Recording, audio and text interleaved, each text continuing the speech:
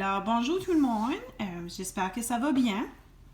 Alors j'ai choisi de faire une vidéo pour essayer de vous expliquer le mieux possible sans être présent en salle de classe, comment on détermine la polarité d'une molécule. Fait qu'avant de commencer, juste assurez-vous évidemment que vous avez la feuille de travail comme que vous voyez à l'écran. Fait que la molécule, une molécule, on sait que c'est plusieurs atomes liés ensemble. Puis, lorsqu'on parle de la polarité, mais on va probablement penser, est-ce que c'est polaire ou non polaire? Donc, ces termes-là sont quand même familiers. On a travaillé là-dessus dans le dernier module, mais on l'avait juste regardé pour des liaisons individuelles. Fait que lorsqu'on regarde en deux atomes, est-ce qu'on peut dire si c'est une liaison qui est covalente, polaire, non polaire? Fait que ça sera un rappel. Mais lorsqu'on regarde une molécule qui a plusieurs liaisons, qu'est-ce qui arrive à la polarité de toute la molécule? Est-ce qu'elle reste polaire ou est-ce qu'elle peut effectivement devenir non polaire? C'est ce qu'on va aller voir. OK? Fait que c'est un petit peu qu'est-ce que j'explique ici dans mes propres mots. Vous pourrez lire ça attentivement.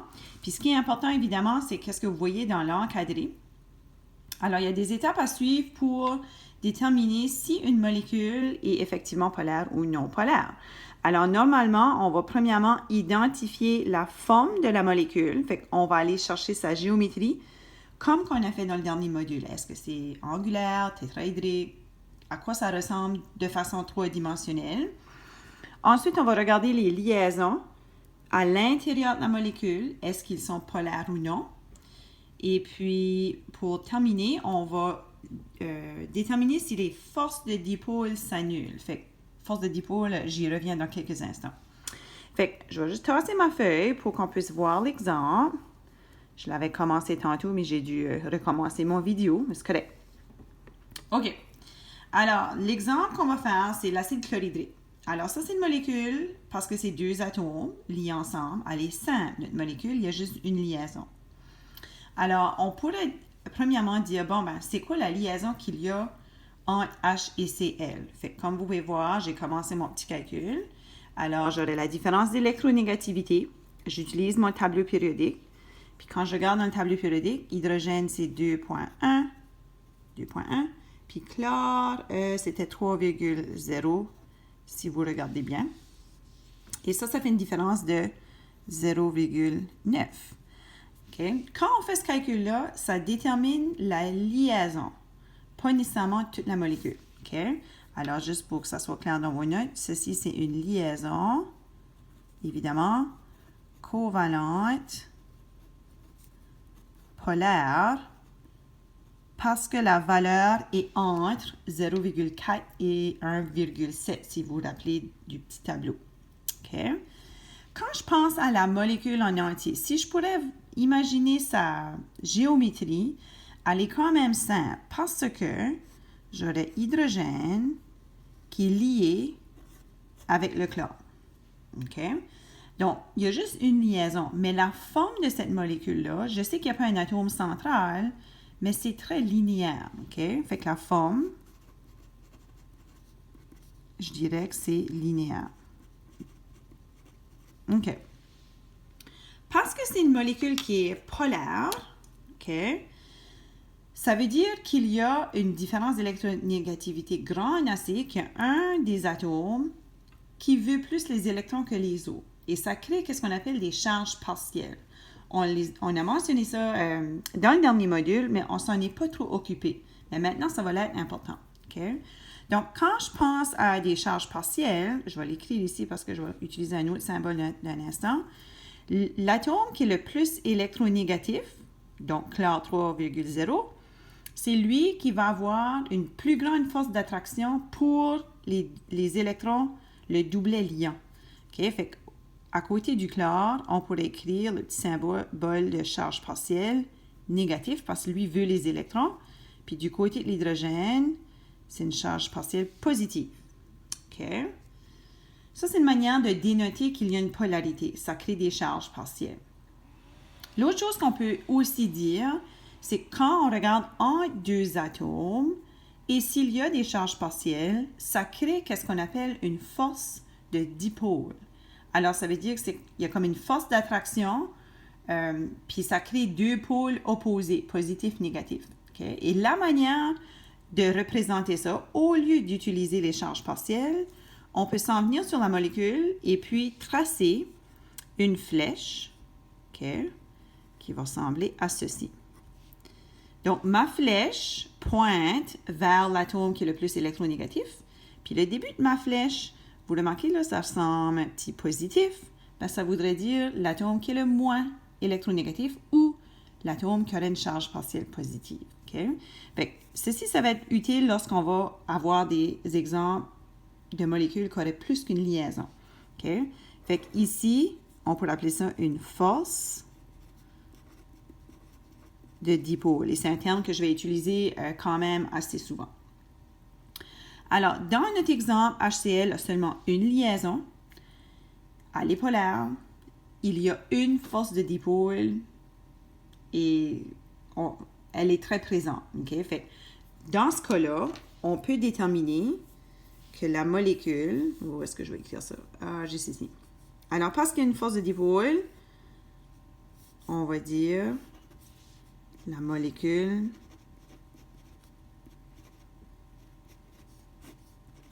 est polaire. OK? Donc, la liaison entre HCl est polaire, covalente polaire, mais la molécule en entier également, c'est une molécule polaire. On pourrait aussi dire covalente polaire. OK? Parce que sa force de dipôle, elle est présente, puis elle ne se fait pas influencer par d'autres forces, puis elle ne s'annule pas. Là, avec les autres exemples qu'on va faire dans quelques instants, je pense que ça va devenir un peu plus clair. OK? Alors, on va continuer pour faire 3 autres exemples pour bien comprendre ces forces de dipôle-là. Fait que si vous voulez, ça devrait être au verso de votre page. Alors, ça ressemble à quelque chose comme ça. Alors, ici, on a 3 exemples. Puis, ça demande de déterminer si les molécules sont polaires ou non polaires. OK? Donc, on va faire un à la fois. Puis, c'est ça. Alors, la première molécule, c'est du CO2. OK? Donc, la première chose qu'on fait, c'est on trouve la forme. OK? Alors, le CO2, si on n'est pas certain de la forme, on doit retourner de ce qu'on a vu dans le passé. On va aller chercher les étapes, combien d'électrons de valence, combien d'électrons partagés et non partagés, pour trouver le bon nombre de doublets liants, non liants, savoir si c'est tétraédrique, etc. Si tu as besoin de faire les étapes, tu le fais. Okay? Sinon, c'est peut-être une molécule qu'on connaît bien. Donc, je vais pas faire ces étapes-là faute de temps. Okay? Puis, si tu as besoin, tu vas le faire. Donc, CO2, on l'a déjà fait. Ça crée 2 liaisons doubles avec un oxygène, une liaison double, je devrais dire, et une autre liaison double avec l'autre oxygène, puis il y a des doublets non liants, comme ça. OK? La forme de cette molécule est linéaire. OK. Maintenant, lorsqu'on regarde les liaisons à l'intérieur, je sais que c'est une liaison double ici, mais on va regarder comme si c'est un gros partage. Fait que quand je fais la différence d'électronégativité, carbone-oxygène, je réalise que carbone, c'est 2,5. Oxygène, c'est 3,5. On regarde dans le tableau périodique. Ça donne une différence de 1. Donc, ça crée une liaison polaire, covalente polaire.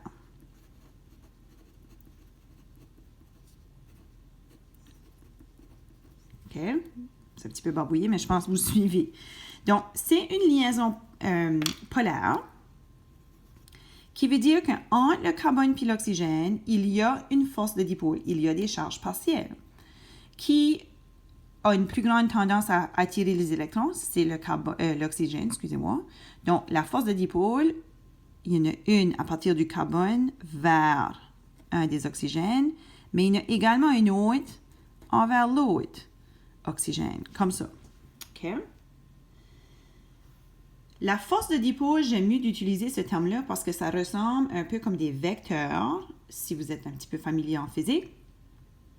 Et quand il y a des forces de dipôle qui s'opposent, qui sont complètement opposées un de l'autre, les forces sont capables de s'annuler. Alors, dans ce cas-là, vous pouvez peut-être visualiser, si on a une force vers la droite, puis une force identique vers la gauche, les deux forces s'annulent. C'est comme si je tire d'un bord et je tire de l'autre, puis ça reste en équilibre. Okay?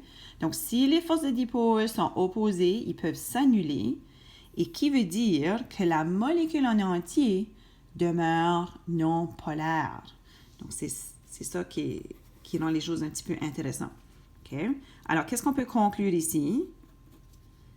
Les forces dipôles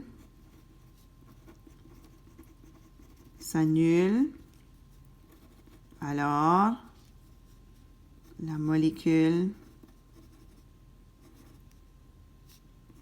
est non polaire. OK? Alors, ça serait non polaire pour le CO2. OK, je vais continuer. La prochaine, c'est H2O. Ça, c'est encore une molécule qu'on devrait bien reconnaître. On a fait la forme plusieurs fois, donc je vais aller quand même assez rapidement. On aurait hydrogène, oxygène, hydrogène. Il y a deux doublets non liants dans le centre. Donc, ce n'est pas linéaire comme CO2. Okay? Les doublets non liants forcent les liaisons à se tasser et ceci, ça devient angulaire comme une forme. Okay? Lorsqu'on regarde la différence d'électronégativité entre un hydrogène puis un oxygène, hydrogène, c'est 2,1. Oxygène, c'est 3,5. Alors, 1,4. Donc, c'est des liaisons, encore une fois, covalentes, polaires. OK? Donc, ça, c'est entre un hydrogène et un oxygène à la fois. Alors, encore une fois, il y a une force de dipôle, puis la flèche pointe vers l'oxygène, qui est le plus électronégatif. Fait que ça ressemblerait à quelque chose comme ça. Puis ensuite, de nouveau, ici. OK? Là, ça devrait être clair que dans cet exemple-là, les forces de dipôle ne s'annulent pas. Ils ne sont pas opposés un de l'autre. Fait que ça veut dire que dans la molécule en entier, la répartition des charges n'est pas égale. Tandis que dans le CO2, la répartition des charges s'égalise un petit peu mieux. OK? Alors, dans ce cas-là, les forces dipôle ne s'annulent pas. Oups. Pas. Donc, je ne sais pas si vous pouvez voir encore, je vais reculer, excusez-moi. Donc, les forces de dipôle ne s'annulent pas et c'est une molécule polaire.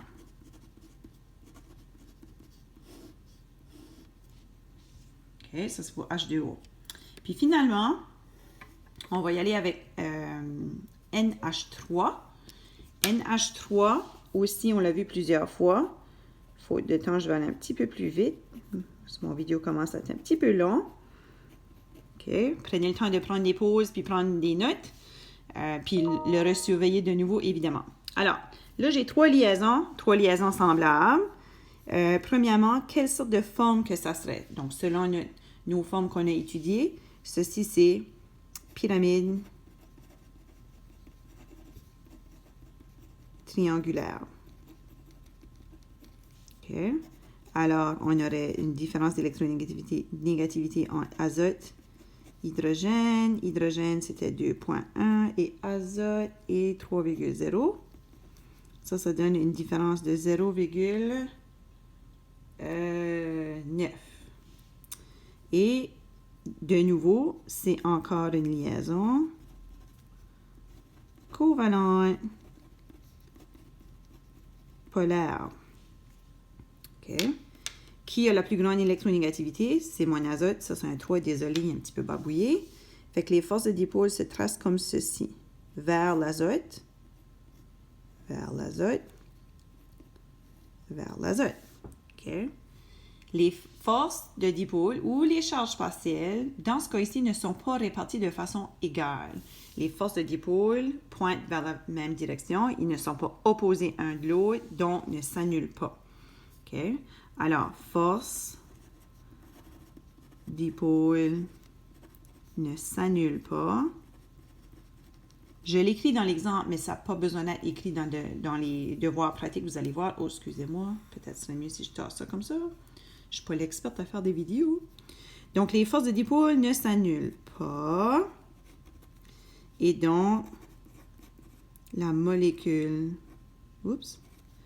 est polaire.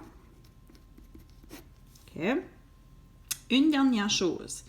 Souvent, il va y avoir un lien, puis peut-être je vais revenir avec d'autres explications dans une prochaine vidéo. Il y a un lien avec les sortes de formes. De ce que je veux dire par ça, c'est que quand on regarde linéaire, la forme linéaire, elle est symétrique. OK? Donc, c'est réparti de façon très symétrique, opposé un de l'autre, les liaisons, un en face de l'autre, par exemple. Ici, les liaisons ne sont pas un en face de l'autre. Je vais tasser ça ici. Je vais appeler ça non symétrique. On pourrait dire asymétrique également. Et ensuite, ici, c'est la même chose. C'est non symétrique. Les liaisons ne sont pas un en face de l'autre. Ils sont pas dans le même axe. Ils ne peuvent pas s'annuler. OK? Donc, c'est non symétrique. Alors, plus qu'on va faire d'exemples, on va voir que les formes symétriques, les forces peuvent s'annuler s'il y en a. Les formes non symétriques, les forces ne peuvent pas s'annuler. OK? Fait que je vais laisser ça comme ça pour l'instant. Prenez le temps de bien relire ou revoir la vidéo, bien prendre les notes. Ça devient vos notes de cours, comme si j'aurais fait ça au tableau. OK? Puis ensuite, comme vous pouvez voir dans le bas de la feuille, il y a des exemples à pratiquer. Fait que le reste du cours, ça sera pour commencer à faire ces exemples-là. Puis, on fera un petit retour par la suite. Fait que bonne chance avec ça. Puis, on se voit bientôt.